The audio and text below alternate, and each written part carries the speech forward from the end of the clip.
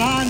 Maing buntag sindangan. In behalf ni Ma'am Glona Labad-Labad atong pinalanggang mayor sa lungsod sa Sindangan, uban sa atong Vice Mayor Florentino Boisi, sa akong kauban nga mga konsihal, sa atong pinalanggang nga kongresista Irene Labad-Labad, labi na gyud sa atong pinalanggang Gobernador Darrell Dexteroy, kuyog sa iyang Vice Gobernador o sa iyang mga board member. Nagpasalamat be sa tanan nga mga bisita, sa tanan nga mga tao nga nagatanaw karon para pagduyog sa ika-89 ng linggo ng Sindangan.